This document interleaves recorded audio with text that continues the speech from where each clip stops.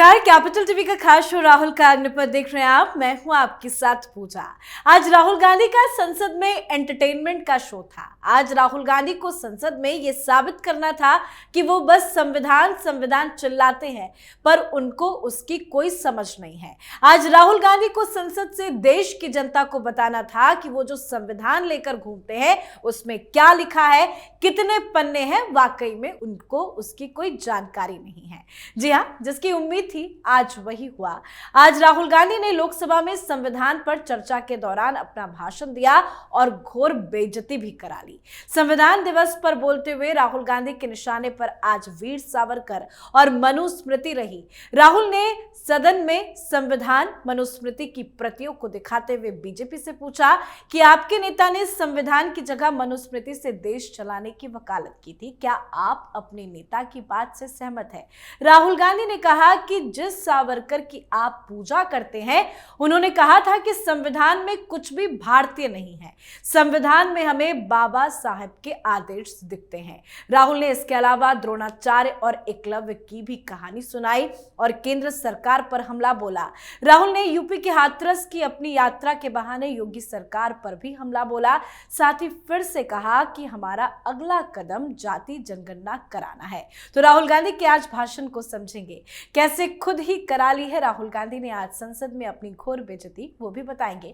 चर्चा के लिए मेरे साथ स्टूडियो में मौजूद हैं कैपिटल टीवी के एग्जीक्यूटिव एडिटर राजीव जी। सर, आपका बहुत बहुत स्वागत है। धन्यवाद। राहुल गांधी का भाषण आया, क्या संदेश देना चाह रहे थे, उनका मकसद क्या था? देखिए, एक ही मकसद है राहुल गांधी का मकसद हिंदुस्तान में हिंदुओं के खिलाफ एक घृणा पैदा करना है। उनका टारगेट पीएम मोदी नहीं है, उनका टारगेट भारतीय जनता पार्टी नहीं है। अगर भारतीय जनता पार्टी या पीएम मोदी टारगेट हो और केवल सरकार के स्तर पर राहुल गांधी उनका विरोध करे तो हिंदुओं को समस्या नहीं होनी चाहिए, क्योंकि सरकार और सत्ता के खिलाफ विपक्ष का बोलना काम होता है। लेकिन राहुल गांधी का टारगेट क्या है? राहुल गांधी का टारगेट यहां भी संसद में बोलते हुए, संविधान पर चर्चा करते हुए केवल सनातन संस्कृति रहा है। आपने 3 मुद्दे बताए, 3 मुद्दों की चर्चा राहुल गांधी ने बढ़ चढ़ कर की। एक वीर सावरकर, दूसरा मनुस्मृति और तीसरा एकलव्य और द्रोणाचार्य की कहानी सुनाना। इन तीनों से वो क्या संदेश देना चाहते हैं? तीनों का कॉमन पॉइंट क्या है?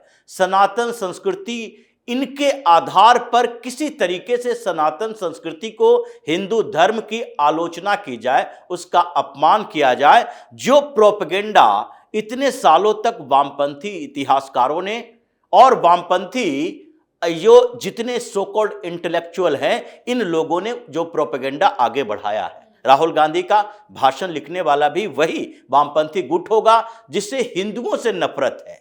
वो एक भी उदाहरण ऐसे नहीं देंगे जो क्रिश्चियनिटी का हो, जो कि मुसलमानों का हो। मुस्लिम समुदाय में क्या क्या ज्यादतियां होती है जातीय आधार पर, वो नहीं बताएंगे। कितने करबला हो गए वो नहीं बताएंगे कि कितने हत्याएं हो गई और किस तरीके से इस्लामिक कल्चर में बाप बेटे के बीच संबंध, पति पत्नी के बीच संबंध और एक दूसरे पर अविश्वास और कैसी अवधारणा क्रिएट की गई।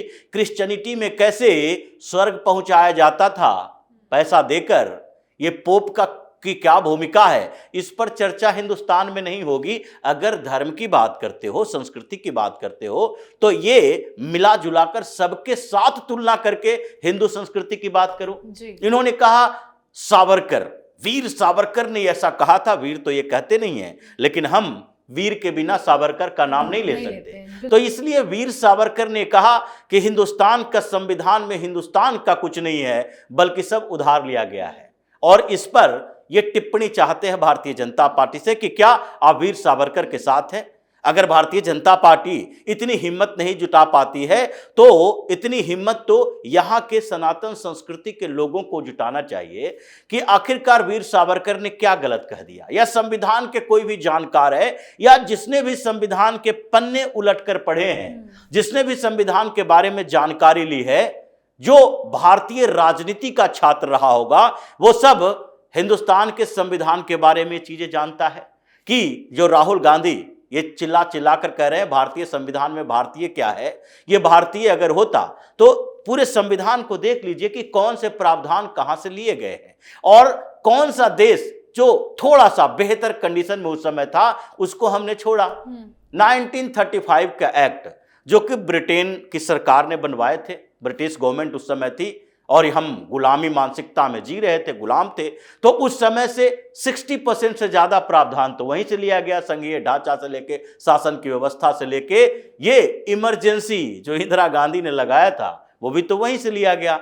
ब्रिटेन की संविधान से सदन की व्यवस्था, सदन की कार्य प्रणाली, ये यहां तक कि अमेरिका के संविधान को नहीं छोड़ा गया, अमेरिका के संविधान से भी प्रस्तावना लिया गया, वहां से मौलिक अधिकार लिए गए, राष्ट्रपति को हटाने की प्रक्रिया, उपराष्ट्रपति को हटाने की प्रक्रिया जिसके लिए अभी इम्पीचमेंट कर रहे हैं ये उसके बाद न्यायाधीशों को हटाने, सारी प्रक्रियाएं आयरलैंड के संविधान से लेकर फ्रांस के संविधान, जर्मनी का संविधान जो हिटलर ये लोग चिल्लाता है, जर्मनी के वीवर संविधान से भी लिया गया और वहां से आपातकाल के समय कैसे हमारे मौलिक अधिकारों को खत्म किया जाएगा यह व्यवस्था वहां से ली गई, ऑस्ट्रेलिया के संविधान से ली गई, जापान के संविधान से, उस समय यूएसएसआर जो आज रूस है, रूस के इर्द गिर्द सारे देशों को मिला दें तो सबका यूएसएसआर ही हुआ था। सोवियत संघ वहां से भी लिया गया। तो कौन से देश को छोड़े? Japan, Australia, Germany, France. ये जो बात कही गई क्यों कही गई? क्योंकि आपने इन सब चीज का जिक्र किया, आपके पास ये आइडिया नहीं था कि ये सारे हमारे सनातन व्यवस्था में अलग अलग धर्म ग्रंथों, पुराणों और संस्कृतियों में है, आप उसका अध्ययन करके लेते। ये जो मनुस्मृति दिखाते हैं, मनुस्मृति से प्रेरणा लो। ये क्या है कि आप बंधुत्व, स्वतंत्रता, समानता ये आदर्श ले रहे हो फ्रांस से, गणतंत्र की व्यवस्था कैसी होगी ये फ्रांस से लोगे, या तुम्हारे पास ये वैशाली का गणतंत्र हजारों साल पुराना है। हमारे यहां तो गणतंत्र की जननी कहा जाता है। समानता, स्वतंत्रता, बंधुत्व, ये सामाजिक, आर्थिक, राजनीतिक न्याय की व्यवस्था, ये सब विदेशों में जल्दी पैदा हुआ कि हिंदुस्तान में पहले पैदा हुआ? ये वेदों से में पढ़ो कि कैसे समानता की व्यवस्था होती है, कैसे सभा समिति विधत होते थे, 3-3 इकाइयां होती थी, किस तरह से पार्टिसिपेशन होता था लोगों का, संसदीय प्रणाली पूरी की पूरी थी, गणतंत्र की व्यवस्था। यहां कौन सी ऐसी व्यवस्था नहीं थी? आप या तो मेहनत करना नहीं जानते, या फिर उस समय ब्रिटेन से आजाद हुए तो आपकी मानसिकता भी वैसी ही थी। हम बाबा साहब अम्बेडकर की बात सिर्फ नहीं कर रहे, ये प्रारूप बनाया गया और आपने जिक्र किया इन बातों का कि हम यहां से ये ले रहे हैं, ऑस्ट्रेलिया के संविधान से भी ले रहे हैं, कनाडा के संविधान से भी ले रहे हैं। तो हर संविधान से आपने उधार लिया और उसके बाद इसका जिक्र किया और 1952 के बाद से अब तक आप सारे बच्चों को यही पढ़ाते रहे कि देखो ये उधार का संविधान है। तो लोग तो यही कहेंगे वीर सावरकर ने क्या गलत कह दिया कि संविधान उधार लिया गया है, भारतीय संस्कृति इसमें समाहित हो गया, क्योंकि हम लोगों ने उसकी मूल आत्मा को किसी न किसी तरह सांस्कृतिक धरोहरों से जोड़ा है। नहीं तो आपने तो व्यवस्था की थी और नेहरू के काल से लेकर कांग्रेस के सारे समय में ये वही व्यवस्था लागू हो गई।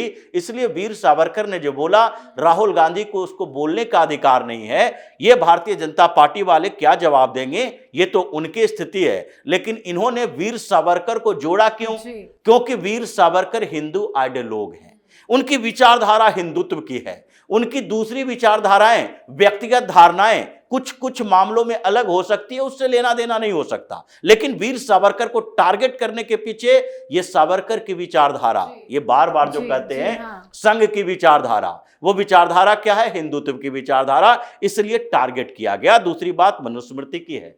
मनुस्मृति की भी बात इसलिए उठाई गई क्योंकि मनुस्मृति को टारगेट किया जाता है हिंदुस्तान में सनातन धर्म के विरोध में, कि सनातन में जितनी भी बुराइयां हैं वो मनुस्मृति में है। जिन लोगों ने मनुस्मृति को पढ़ा नहीं, 2-4 चैप्टर या 1-2 उदाहरण देकर शूद्रों के खिलाफ ये कहा गया, महिलाओं के खिलाफ ये कहा गया, ये 2-4 चैप्टर के कुछ उदाहरण देखकर ये बता देंगे कि देखो मनुस्मृति तो पूरी तरह से कबाड़ी है। अगर भारतीय संविधान में 125 संशोधन हुए तो मतलब संविधान खराब, अगर नहीं थे उन संशोधन की जरूरत तो वो परफेक्ट संविधान आप इतने सालों में 60-70 सालों में आपने व्यवस्था को तोड़ मरोड़ के 75 तरीके से संशोधन कर दिया, और जो हजारों साल पहले जो लिखा जा रहा था उसमें डेवलपमेंट होके आगे की व्यवस्थाएं प्राचीन व्यवस्थाओं के अनुसार नहीं चल सकती, तो फिर उसमें भी संशोधन हो सकता है, लेकिन प्रेरणा तो हो सकती है। मनुस्मृति को टारगेट करने का मतलब है हिंदुओं को टारगेट किया जाना, जैसा कि ये जितनी जो पार्टियां हैं जो अपने आप को दलितों की पार्टी कहती है वो भी उसी को टारगेट करता है। तीसरे स्तर पर उन्होंने द्रोणाचार्य एकलव्य की बात की। इनको चाहिए ये भी हिंदू संस्कृति के ऊपर हमला करना है कि देखो दलितों के साथ कितना अत्याचार होता था, सवर्ण नहीं था इसलिए उसे शिक्षा नहीं दी द्रोणाचार्य ने। ये प्रोपेगेंडा पैदा किया जाता है। ये राहुल गांधी जैसे लोग, जो कि पीएम मोदी ने सही में कहा था बालक बुद्धि है, जो कि छोटी मोटी किताबें पढ़ के, ये प्रोपेगेंडा लिखा हुआ पढ़ के, ये वामपंथियों के इतिहास पढ़ के और फेसबुक का और व्हाट्सएप का पोस्ट पढ़ के ये कोई भी टिप्पणी कर देते हैं। द्रोणाचार्य ने एकलव्य को शिक्षा क्यों नहीं दी? और वो दलित थे, एकलव्य दलित था। एकलव्य के पिता हिरण्यधेनु वो कि राजा, ये निषाद राज थे, श्रृंगेरपुर के राजा कहे जाते थे। वो एक बड़े सेनापति, राजा होते हुए भी जरासंध के सेनापति, मगध नरेश जरासंध, जो बार बार मथुरा पर आक्रमण करके कृष्ण को भी हरा चुका था, जिसको वध करने के लिए इन लोगों को जाना पड़ा, मगध मल युद्ध करना पड़ा। उसके सेनापति जो कि हस्तिनापुर के दुश्मन देश माना जाता था, और ये हस्तिनापुर के कुलगुरु, यानी कि ये शस्त्र विद्या सिखा रहे थे हस्तिनापुर के युवराज को, राजकुमारों को। और वो जो एकलव्य आता है सीखने के लिए, जिनके बारे में जानते हैं कि ये निषाद राज का बेटा जो कि सीख कर जाएगा यहां से, तो उसके बाद सेनापति बनेगा जरासंध के सेना में, और बाद में जब राजा एकलव्य बने अपने पिता की मौत के बाद, तो वो भी जरासंध के सेनापति ही बने और युद्ध भी किया, कृष्ण के खिलाफ भी किया, हस्तिनापुर के खिलाफ भी किया। तो ये एकलव्य कोई दलित नहीं था, निषाद। यानी कि आज भी अगर आप SC ST कैटेगरी रखे हो, अगर व्यवस्था करके रखे हो शेड्यूल कास्ट शेड्यूल ट्राइब, तो क्या उसके साथ डिस्क्रिमिनेशन हो रहा है? अगर आप संविधान में ही वो कह रहे हो तो आपकी नजरों में क्या गलत धारणाएं हैं? उन्होंने सीधे तौर पर इसलिए मना किया कि वो दुश्मन देश का राजकुमार है, दुश्मन देश का एक व्यक्ति है। राहुल गांधी को गद्दारी शब्द से तो इतना संबंध ही नहीं रहा, क्योंकि वो खुद ही देश के गद्दार हैं। अगर राहुल गांधी जाकर अमेरिका में, यूरोप में प्रोपेगेंडा पैदा करते हैं कि भारत में लोकतंत्र खत्म हो रहा है, वो भारत के दुश्मनों, भारत के एजेंटों के साथ, ये विरोधी एजेंटों के साथ ये मिलते जुलते हैं, तो इनको तो ये पता ही नहीं कि गद्दारी क्या है।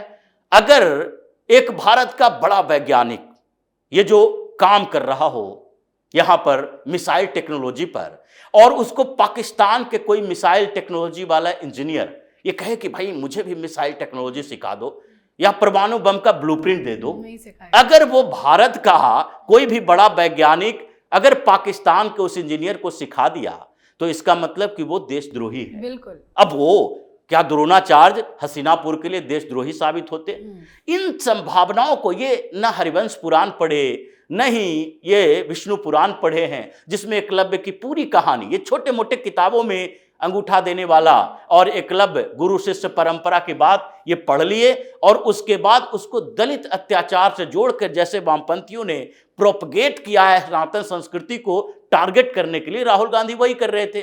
तो ये पूरा का पूरा इनका स्पीच जो था वो हिंदुओं के खिलाफ था, हिंदुओं से नफरत भरे स्पीच थे। और इसलिए राहुल गांधी को अभी तक LOP के तौर पर बोलने की तमीज है नहीं। जो ओम बिरला ने बार बार टोका, उसके मकसद ये नहीं था कि आप क्या क्या उलूल जुलूल बोल रहे हो, मकसद यही था कि बोलोगे सामने, ये परंपरा है कि आप चेयर को संबोधित करके आपको बोलना है, और आप बोलते उधर हो और फिर देखते हुए इधर उधर अपने उंगलियां भी दिखाते हैं। ओम बिरला ने कहा कि आप तो नेता प्रतिपक्ष है, आपसे तो ये उम्मीद नहीं है। बिल्कुल, ये परंपरा सीखने योग्य ही नहीं है। ये व्यक्ति को समझ नहीं आता कि संसद में है कि घर में है कि 10 जनपद में अपने आसपास के चापलूसों को डांट रहे हैं या फिर मंच पर चढ़कर कुछ भाषण दे रहे हैं। संसद की गरिमा नहीं जानता और वो संविधान पर चर्चा करने के लिए आ गया। इसलिए ये डांट फटकार खाने वाले इस व्यक्ति को हमेशा से हिंदुओं को ये सोचना चाहिए कि ये जब तक हिंदुस्तान की राजनीति में इस लेवल का रहेगा, हिंदुओं के खिलाफ ऐसे ही प्रोपेगेंडा पैदा करता रहेगा।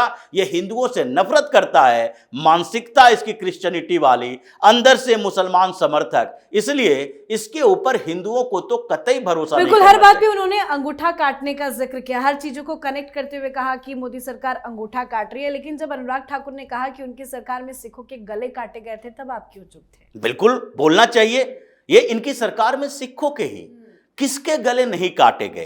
ये तो सीधे गले काटने वाली पार्टियां थी। सबसे ज्यादा दंगे कांग्रेस की सरकारों में, और इनके पिता ने एक तरीके से प्रवोक किया था कि सिखों को मारो, जो राजीव गांधी का बयान है अभी तक चलता है। और आप लोगों ने मिलजुल कर सबको दबाया, एक दो कांड नहीं है, ऐसे सैकड़ों ऐसे स्थितियां हैं कि कांग्रेस की सरकार चाहे बिहार में रही हो, उत्तर प्रदेश में रही हो, केंद्र में तो साथ में थी ही सरकारें, राज्यों में भी जब सरकारें रही है तो सबसे ज्यादा दलितों के ऊपर अत्याचार हुआ इनकी सरकारों में। और आज राहुल गांधी बैठकर ये कहते हैं ना कि 80 चूहा खा के बिल्ली चले आज को, वही वाली बात है कि जिसकी सरकार ने सबसे ज्यादा कुकर्म किए हैं वो यहां आकर ऐसी बातें कर रहा है कि आज की व्यवस्था के अनुसार हमारी व्यवस्था अच्छी थी। ये राहुल गांधी का हिंदू नफरत अभियान है, जिसके कारण अब स्थितियां जो खराब हुई है वो और बदतर होने वाली है। बहुत बहुत धन्यवाद सर समझाने के लिए। तो एक बार फिर से संसद में बुरे फंसे हैं राहुल गांधी, घोर बेइज्जती भी हुई है। पलटवार करते हुए अनुराग ठाकुर ने राहुल गांधी को आज जमकर घेरा भी। राहुल गांधी के भाषण का ऐसा तगड़ा जवाब दिया कि पूरा विपक्ष ही हैरान रह गया। राहुल गांधी ने आज कहा कि जैसे द्रोणाचार्य ने एकलव्य का अंगूठा काटा, वैसे ही बीजेपी हिंदुस्तान के युवाओं का अंगूठा काट रही है। राहुल गांधी के इस बयान का बीजेपी सांसद अनुराग ठाकुर ने पलटवार किया। अनुराग ठाकुर ने कहा कि ये अंगूठा काटने की बात करते हैं, लेकिन इनके समय में सिखों के गले काटे गए। ये संविधान जेब में लेकर घूमते हैं, लेकिन कभी इसका पालन नहीं करते। कांग्रेस शासनकाल में संविधान का ही गला घोटा गया। जो भाषण पर एक बार फिर से राहुल गांधी बुरे फंस गए हैं, इस पर आप अपनी राय कमेंट कर लिखें। देखते रहिए कैपिटल टीवी। नमस्कार।